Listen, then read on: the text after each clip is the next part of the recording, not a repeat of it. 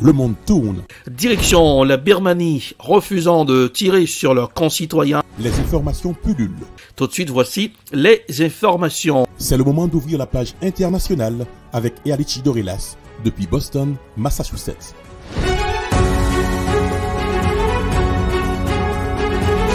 Mesdames, Messieurs, bonsoir. Ravi de vous retrouver ce aujourd'hui pour la page internationale au Grand Journal du 14h, en direct depuis la newsroom de la capitale des grandes universités du monde, Boston, Massachusetts. Ealichi Dorelas pour la présentation. À Jacques Mel pour présenter ce Grand Journal. Joannel François et Smith Jean-Julien. Robans assure les manœuvres techniques. Bonsoir aux auditeurs de la radio évangélique Hosanna 102.3 FM à Jacques Mel. L'administration Biden accélère l'expulsion de 15 000 migrants réunis sous un pont.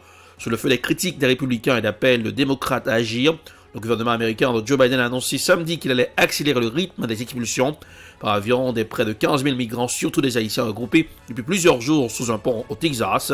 Voici un reportage signé France 24. À la descente de cet avion, des femmes, de jeunes enfants et des familles entières. Tous ces Haïtiens ont été renvoyés chez eux après avoir tenté d'entrer sur le sol américain. Sur leur visage, la frustration, mais également la colère après un périple de plusieurs milliers de kilomètres et des conditions de détention très difficiles. Nous arrivons aux États-Unis, fermez nous pour nous capturer la guerre. Fermez nous, dans la prison, nous faisons 4 jours. Dans la prison, 4 jours sans bosser, sans rien faire. Et nous avons demandé contre l'État, nous sales, nous sommes après tout sale. Comme eux, des milliers de personnes tentent de rejoindre les États-Unis avec comme point d'entrée dans le pays la ville de Del Rio. Ces migrants, majoritairement des Haïtiens, mais également des Cubains ou des Vénézuéliens, essayent d'y accéder en traversant le fleuve Rio Grande à la frontière entre le Mexique et le Texas. Mais désormais, des gardes-frontières tentent à cheval de les en empêcher. Tous ceux qui ont réussi sont massés sous ce pont depuis plusieurs jours. Ils sont plus de 15 000 regroupés ici. They will be sent back to their country of origin as mandated under our current law. Our partners at the State Department are working to ensure that there is adequate support when they land in Haiti. Les autorités américaines ont déjà prévu au moins 6 autres vols vers Haïti ce mardi. Au Canada, Trudeau face à O'Toole. Canada, Justin Trudeau pense emporter haut la main des élections anticipées en s'appuyant notamment sur sa gestion de la pandémie. Voici un reportage signé TV5 Monde. Aller à la rencontre des électeurs, les convaincre. Jusqu'au dernier moment, Justin Trudeau a sillonné le Canada pour arracher des voix. Des élections, c'est toujours tough. On ne prend jamais rien pour acquis. Le Premier ministre sortant, le sourire aux lèvres, malgré des sondages défavorables et une campagne souvent houleuse. Pourtant, le libéral pensait pouvoir surfer sur sa stratégie vaccinale et sa gestion de la crise sanitaire. Ces législatives anticipées qu'il a lui-même convoquées, espérant retrouver une majorité perdue au Parlement il y a 2 ans, se sont transformées en référendum pour ou contre lui. Climat, avancée sociale, droits des minorités, Justin Trudeau aura passé 36 jours à défendre son bilan. Nous avons un choix à faire en tant que pays et c'est un choix très simple mais très important. Devons-nous continuer à avancer ou reculer avec les conservateurs? Car le libéral a un rival de taille, Erin O'Toole. Peu connu du grand public avant cette campagne électorale, le chef du Parti conservateur depuis 1 an seulement est au même niveau que Justin Trudeau dans les sondages. T-shirt noir moulant et muscles saillants ou basket aux pieds, cet ancien militaire devenu avocat est parvenu à offrir une image moins rigide que celle de ses prédécesseurs. Pensez au Premier ministre que nous voyons aujourd'hui, celui qui s'accroche au pouvoir en divisant le pays, en favorisant la peur, en semant la méfiance et la désinformation partout où il va. Le natif de Montréal, qui a grandi dans l'est de Toronto, se veut aussi progressiste. Il est pro-IVG, dit soutenir les minorités sexuelles, assure avoir un plan pour le climat et se sert des casseroles de corruption et d'influence que traîne l'actuel Premier ministre. On va faire le ménage à Ottawa avec les lois les plus sévères de l'histoire du Canada en matière de corruption et de transparence. L'issue du scrutin est plus que jamais incertaine. La Trudeau-mania de 2015 semble déjà un lointain souvenir. Direction le Rwanda, Paul Rusesabagina, reconnu coupable de terrorisme. Célèbre opposant du président Paul Kagame, l'ancien dictateur de l'hôtel des 1000 collines, avait été arrêté dans des conditions controversées en août 2020 et était jugé pour 9 chefs d'accusation. Voici un reportage signé Africa News. Au Rwanda, Paul Rusesabagina a été reconnu coupable de terrorisme par la cour de Kigali.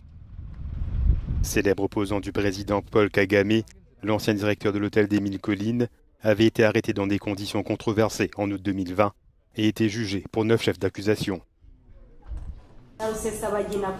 Calix Sabimana et Paul Rusesabagina, qui sont des membres du MRCD, ont fondé les Forces de Libération Nationale. La Cour estime qu'ils doivent être reconnus coupables d'avoir fait partie de ce groupe terroriste MRCD-FLN. La Cour estime également qu'ils étaient dans ce groupe très conscients qu'ils commettaient des actes terroristes. Ils voulaient que ces actes soient commis. Ni l'accusé ni ses avocats n'étaient présents à la lecture du verdict, alors qu'ils boycottent les audiences depuis le mois de mars. Si la peine doit encore être détaillée par la Cour, Paul Rusesabagina pourra également interjeter appel. Assemblée générale des Nations Unies, un agenda bien difficile, crise des sous-marins, Afghanistan, velléité chinoise sur la mer de Chine. Les dossiers complexes ne manquent pas l'ordre du jour. Voici un reportage signé Euronews. Les Nations Unies vont-elles montrer cette fois qu'elles peuvent favoriser vraiment l'entente et la coopération entre les pays? Avec une polarisation très forte et de nombreux conflits diplomatiques, rien n'est moins sûr. Ce mardi, l'organisation tient sa 76e Assemblée générale à New York. Son secrétaire général Antonio Guterres en fait la présentation. Il y a inévitablement des domaines où il y aura des confrontations.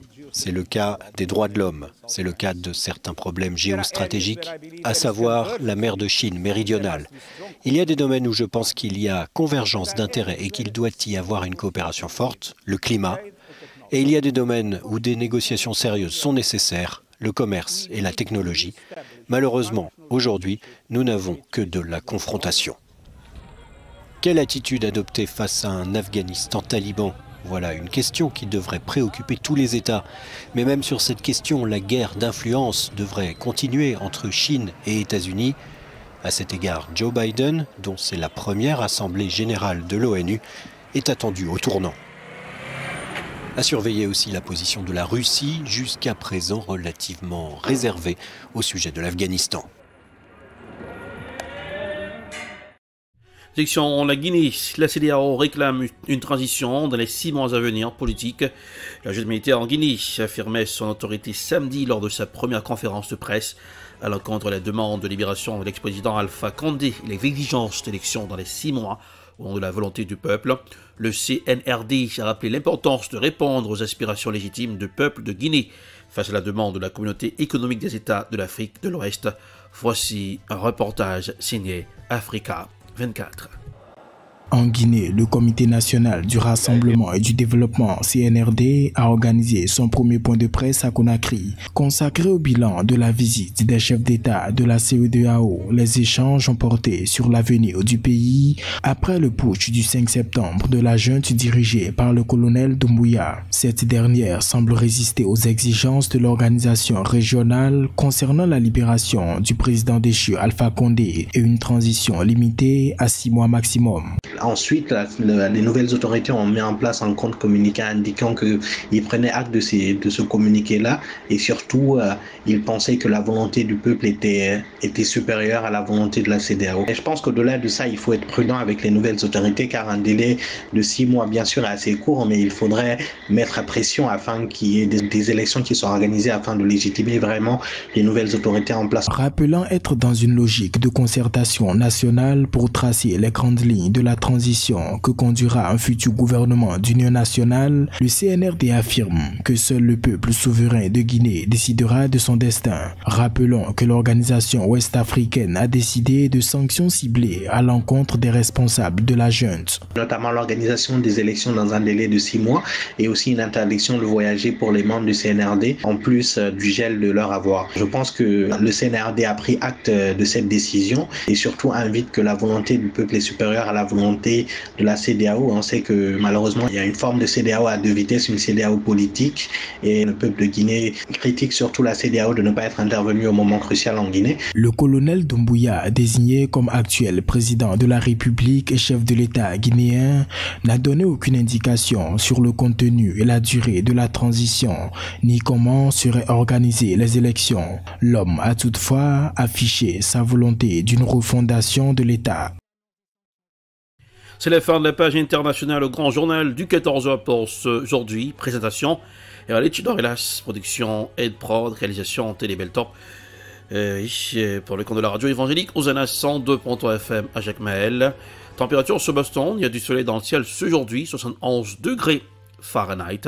22 degrés Celsius à Jacques Mahel, 89 degrés Fahrenheit, 32 degrés Celsius. Bonsoir Joannel, bonsoir Smith, Jean-Julien. Bonsoir aux auditeurs de la radio évangélique Osana. Bonsoir Ruban. Passez un excellent lundi accompagné de la radio. Rendez-vous c'est pour demain. Bonsoir, à demain. C'était la page internationale avec Erlich Dorelas.